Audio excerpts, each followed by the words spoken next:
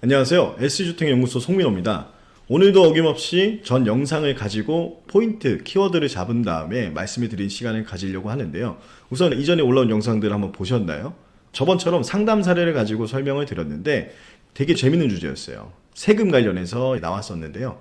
우선 부동산에 대해서 물어보실 때 세금은 빠질 수 없는 부분입니다. 그렇기 때문에 세금에 대한 문의가 되게 많은데 우선 이 영상을 먼저 시청하시고 그 다음에 설명 이어가도록 하겠습니다. 그럼 같이 영상 보러 가시죠. 성수 1주에 단독주택을 샀는데 장동이 상월이래. 네. 청산동의 네. 구축 아파트랑 서초동에 그 단독주택을 갖고 있는데 네. 성수 1주에 집을 사게 되면은 취득세가 12.4%잖아. 네, 지금 취득세에 대한 얘기가 나왔는데 취득세는 부동산을 취득할 때 내는 세금을 취득세라고 얘기합니다. 우선 표를 보시게 되면 취득세는 종류별로 나눠져 있습니다.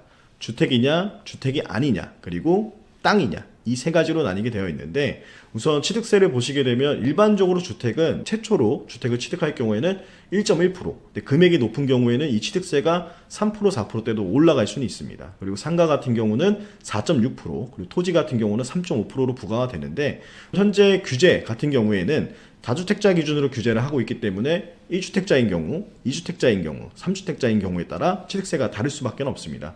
그래서 이제 규제 지역인 경우를 보았을 때 1주택자 기준으로 1.1%, 그 다음에 2주택자는 8%, 3주택자는 12%, 법인은 몇 개를 취득해도 12%로 취득세를 부과를 하고 있습니다.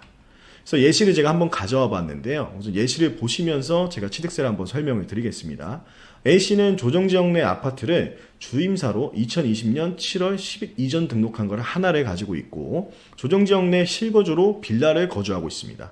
그리고 조정지역 내 구축 빌라를 매수하려고 하는데요. 지금 현재는 2주택을 보유하고 있는 상황이고 신규 취득으로 3주택을 취득하려고 하는 상황입니다.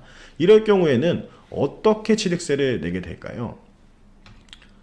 우선은 주임사라는 부분이 좀 보이시죠? 주임사를 2020년 7월 10일 이전에 등록했기 때문에 이때 아마 취득세에 대한 혜택은 받으셨을 거예요. 근데 하지만 주택수에는 배제가 되지 않기 때문에 주임사를 내더라도 1주택으로 간주가 되고요. 그리고 실거주 빌라가 있기 때문에 2주택으로 간주가 됩니다. 그러면 아까 제가 취득세 세율 보여드린 것처럼 조정지역 내 3주택을 취득하기 때문에 결국에는 12% 취득세를 중과받을 수밖에 없습니다.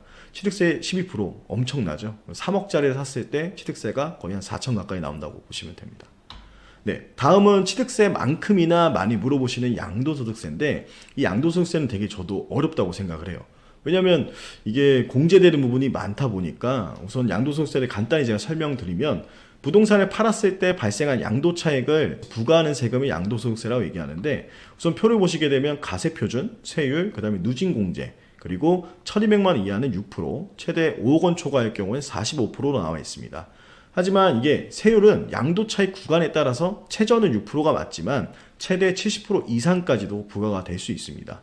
근데 왜 45%로 나와 있는데 왜 70% 이상이 나오냐고 물어보실 수는 있어요. 하지만 제가 아까 말씀드린 것처럼 규제지역 같은 경우는 중과받는 게 있기 때문에 2주택자인 경우에는 20%가 가산이 되고 3주택자인 경우는 30%가 가산이 될 수밖에 없습니다. 그래서 아까 제가 말씀드린 것처럼 최대 5억 원 초과할 경우에 45%가 그 세율이 나오게 되는데 그 45%에서 2주택자 같은 경우는 45%, 65%를 낼 수가 있고요. 그리고 3주택자인 경우는 45에서 30%를 더하니까 75%까지도 양도소득세가 부과가 될 수가 있습니다. 그리고 여기서 추가적으로 알아야 되는 거는 이제 공제 금액을 알아야 되는데 장기 보유 특별 공제라는 게 있습니다. 그 부분은 제가 차후에 뒤에서 한 번 더 설명을 드리도록 하겠습니다. 네, 사례를 먼저 가지고 제가 설명드리면서 말씀을 드리려고 하는데요. 우선 A씨는 1주택자이며 12년간 거주를 하였고 보유를 하였습니다. 매수 당시 금액은 10억 원에 구입을 하였고 20억에 매도를 하려고 합니다. 이런 경우는 양도소득세가 어떻게 될까요? 우선 체크할 거는 주택수가 하나, 그리고 12년을 거주 보유했다고 하니까 여기서 장기 보유 특별공제가 들어갑니다. 그리고 구매했을 당시에는 10억이었는데 팔 때는 20억이라고 했습니다. 그럼 여기서 설명을 드리면 20억에서 매수 금액 10억을 빼는 금액이 양도 차익이고요. 그럼 10억이라는 이익이 생겼잖아요. 근데 12억까지는 비과세가 됩니다. 1주택자 기준으로는 12억까지가 비과세가 되기 때문에 양도차익 10억 원을 기준으로 세율을 매기는 게 아니라 8억이라는 양도세가 부과가 됩니다. 여기서 이제 공제 금액이 들어가는데 장기 보유 특별 공제는 1주택자 기준으로 10년을 보유하고 그리고 10년을 거주할 경우에는 최대 80%까지도 공제가 됩니다. 그럼 8억에서 80%가 공제가 되니까 6억 4천이라는 금액이 공제가 되는 거고요. 그 6억 4천을 공제했을 때 실제 나오는 가세 표준, 그 세금을 내야 되는 그 금액이 1억 6천이라고 보시면 됩니다.